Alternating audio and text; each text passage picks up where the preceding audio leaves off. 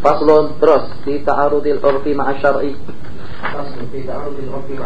Kalau kebetulan uruf bertentangan dengan syara, macam mana? Kita katakan kalau pada uruf dengan syara tidak seirama, seia dan sekata, maka dengan kita akan memantau apakah dengan syara yang menyentuhnya tadi itu menyentuhnya dengan menentukan hukum, atau hanya setakat menyentuhnya saja tapi tidak membicarakan apa hukumnya. Qala, yang pertama, la yata'allaqu bi syar'i hukmun.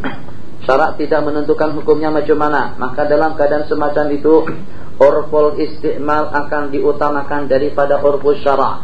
Jadi misalnya seperti sembahyang, kalau ikut uruf sembahyang itu artinya doa. Berdoa berarti sembahyang. Kalau ikut syarak, sembahyang itu dimulai dengan takbir, disudahi dengan salam. Falau halaka la yakulu lahma lam yahnas bisanaki wa insamahu Allahu lahma walladzi safara al-bahra lita'kulu minhu lahman tariya. Lahman tariya yang dimasukkan di situ adalah daging ikan. Demi Allah, kalau begini akibatnya, kalau macam ini keadaannya, innani la akulu lahma, aku tidak makan daging. Apakah kira-kira kalau pada waktu kita makan daging ikan, dengan kita akan terlanggar sumpah, uruf yang menentukan. Jadi di sini kita katakan kalau ikut uruf yang namanya daging itu adalah daging merah, seperti daging kambing, seperti dengan daging ayam, seperti dengan daging lembu. Sementara dengan ikan yang walaupun disebut daging juga, tapi kalau kita sebut daging lauknya bukan ikan, itu sudah uruf. Sementara Al-Quran menamakan ikan itu juga daging, lahman tariya. Hanya saja Al-Quran yang kita sebut dengan syarat di sini tidak menentukan hukumnya macam mana. Maka dengan demikian uruf yang berlaku itu lebih diutamakan daripada syarat. Saya tidak akan duduk di bawah hamparan. Saya tidak akan duduk di atas hamparan. Saya tidak akan berada dan duduk di bawah atap. Saya tidak akan berada di bawah pancaran cahaya. Lam yahnas bil julusi alal ardi. Sedangkan dengan bumi itu dijadikan sebagai bisat. Wallahu ja'ala lakumul arda bisata. Istilah uruf yang namanya bisat itu semacam kapet, semacam tikar, semacam hambal, itu namanya bisat, hamparan. Sementara seperti dengan tanah yang walaupun dinamakan bisat oleh Al-Quran, saat ketika dia bercanggah dengan perkataan kita tadi, demi Allah saya tidak akan duduk di atas hamparan, terus kita duduk atas tanah, apakah kita melanggar sumpah? Kita katakan tidak. Padahal Al-Quran menamakan bumi itu adalah sebagai hamparan, sebab uruf kita arti daripada hamparan itu seumpama kapet dan tikar. Semacam itu juga dengan kita kalau pada waktu kita berada di bawah kolong langit, pada waktu kita berada di bawah atap langit. Kalau dengan Al-Quran mengatakan waja'alna as-samaa'a saqfan marfu'a, yang dengan kami mahfuzah, kami jadikan langit itu sebagai atap, sebagai bumbung yang menaungi kita. Langit dinamakan atap, dinamakan bumbung. Jadi macam mana kalau pada waktu kita bersumpah tidak akan duduk di bawah atap, itu juga di bawah apa tadi? Saqf, bahasa Thai kalau tidak salah itu bahasa Patani, ini namanya langit. Jadi katanya belum bubuh langit lagi. Saya pun jadi bingung. Setelah waktu kita buat bangunan, jadi pada waktu itu saya tahu macam mana bangunan dewan kita. Baba dah selesai dah. Insyaallah hari ini kita bubuh langit. Langit yang mana yang dibubuh? Contohnya yang atap itu saya sebut atap, kita sebut dengan tingkat. Sebut apa? Sebut dengan bumbung. Siling. Siling. Tuh, dengan siling itu tersebut siling, di sana sebut dengan langit, bubuh langit. Langit yang itu tak boleh diletakkan ke bawah. Coba kalau gugur hancur kita.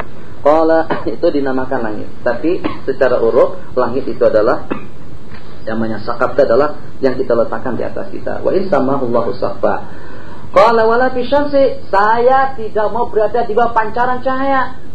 Tidakkah pada waktu kita berada di bawah kita kena sinar matahari? Kita katakan yang dimaksudkan dengan pancaran cahaya seperti dengan cahaya lampu, seperti dengan cahaya elektrik, lilin. Sementara kalau seperti dengan cahaya daripada matahari itu secara syar'i, tapi huruf yang berlaku di sini. Qala faqutimal urfu fi jami' izalik. Aula yadha'u ra'sahu ala watadin. Aku tidak akan meletakkan kepalaku di atas tunggul atau di atas pewatad pada sini. Tunggul, paku. Kemah ada pasaknya itu. Apa itu disebut dengan watad? Yang itunya tuh. Pasak bahasa kita. Pasak bumi orang kata. Gunung itu sebagai pasak bumi. Saya tidak mau meletakkan kepala saya di atas watad, di atas pasak. Terus yang dengan kita meletakkan kepala kita di atas gunung. Baring dengan Abul Hol, baring dengan piramid, baring di atas gunung. Kita meletakkan kepala kita di atas gunung. Apakah berarti dengan kita meletakkan kepala kita di atas watak? Secara syar'i memang gunung itu dijadikan sebagai pasar. Sementara kalau dengan istilah kita yang namanya pasar itu seperti dengan kemah. Qala aula ya'kulu maitatan, atau dia bersumpah untuk tidak makan bangkai, untuk tidak makan darah. Apakah melanggar sumpah kalau pada waktu dia makan bangkai ikan? Apakah melanggar sumpah kalau pada waktu dia makan bangkai belalang? Apakah melanggar sumpah kalau pada waktu dia makan nasi? Yang mu'tamad tidak. Kesemuanya itu kita ikut uruf. Wasani ayat Allah bihi hukmun. Yang kedua, kalau ternyata dengan syarak tadi itu menentukan hukumnya, maka dengan ketentuan hukum syarak lebih diutamakan daripada isti'malul urfi. Kalau halata la yusalli, uruf mengatakan sembahyang itu adalah doa.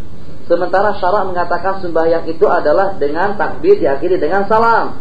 Kalau dia bersumpah untuk tidak sembahyang, tidak terlanggar sumpah kalau hanya setakat rukuk saja, tidak melanggar kalau hanya sekedar dengan sujud saja. Aula yasum, tidak akan terlanggar sumpah kalau hanya setakat dengan imsak saja. Harus dia dengan puasa, dengan niat dari malam hari sampai petang. Aula yang kihu, demi Allah saya tak mau kawin, maka akan terlanggar sumpah pada waktu dia melakukan akad nikah, yang walaupun sebelum dia mensetubuhinya. Qala in ra'aitil hilala fa anti talikun fara'ahu ghairuha. Kalau kamu tengok bulan berarti kamu akan kucerai, terus dengan bulan tadi itu ditengok oleh orang lain, sedangkan dia mengetahuinya jatuh talak. Sebab di sini ikut pandangan uruf. Hadis Rasulullah berbunyi yang diriwayatkan, idza ra'aitumuhu fasumu. Jadi dengan hadis atau dengan riwayat, baik dengan kita yang melihatnya maupun dilihat oleh orang lain, dengan kita ditutup puasa pada waktu itu, yang walaupun kita tidak tengok bulan lahir atau terbit, tetap saja dengan kita diwajibkan puasa Ramadan kalau pada waktu kita mengetahui ada orang yang menyaksikannya. Wallahu a'lam.